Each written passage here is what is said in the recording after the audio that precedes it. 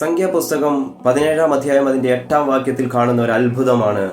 ഒറ്റ രാത്രി കൊണ്ട് അഹരോന്റെ വടി തളിർക്കുകയും പൂക്കുകയും ബദാം ഫലം കായ്ക്കുകയും ചെയ്തത്. നമുക്കറിയാം, കൊമ്പുകൾ മുറിച്ചു നട്ട് വളർന്നു വരുന്ന ചെടികളുണ്ട്. ആ പ്രോസസ്സ് നടക്കുവാൻ ഒരുപാട് സമയം ആവശ്യമാണ്. ദിവസങ്ങളും മാസങ്ങളും വർഷങ്ങളും ആവശ്യമാണ്.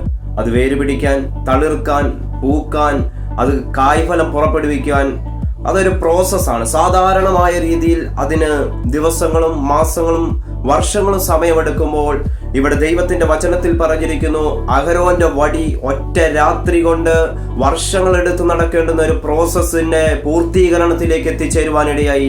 അങ്ങനെയെങ്കിൽ വർഷങ്ങളെടുത്ത് പൂർത്തീകരിക്കേണ്ട ഒരു പ്രോസസ്സ് ഒറ്റ രാത്രി കൊണ്ട് സംഭവിക്കണമെങ്കിൽ അതൊരു സാധാരണ കാര്യമല്ല. അതിനകത്ത് സംഭവിച്ചത് ഒരു അസാധാരണമായ കാര്യമാണ്.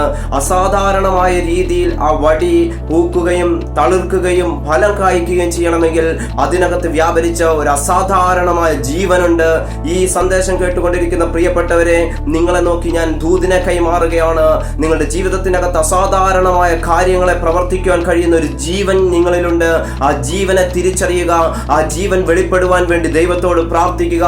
നിങ്ങളുടെ പ്രതിസന്ധികൾക്കകത്ത്, നിങ്ങളുടെ വിഷയങ്ങൾക്കകത്ത്, നീക്കുപോക്കുകൾ ഇല്ലാതെ കിടക്കുന്ന കാര്യങ്ങൾക്കകത്ത് പോലും ആ ജീവൻ വെളിപ്പെടുമ്പോൾ അസാധാരണമായ നീക്കുപോക്കുകളെ നിങ്ങളുടെ ജീവിതത്തിനകത്ത് നിങ്ങൾക്ക് കാണുവാൻ സാധിക്കും. അസാധാരണമായ ഫലം പുറപ്പെടുവിക്കുന്ന തരത്തിൽ നിങ്ങളെ ദൈവം ഉപയോഗിക്കുവാനിടയായി തീരും. അതിനുവേണ്ടി ദൈവത്തിന്റെ കരങ്ങളിൽ ഏൽപ്പിച്ചു കൊടുക്കുക. അതിനുവേണ്ടി ദൈവകരങ്ങളിൽ താണിരിക്കുക. ദൈവം നിങ്ങളെ അസാധാരണമായ പ്രവർത്തികളാൽ വെളിപ്പെടുത്തുവാൻ പോവുകയാണ്.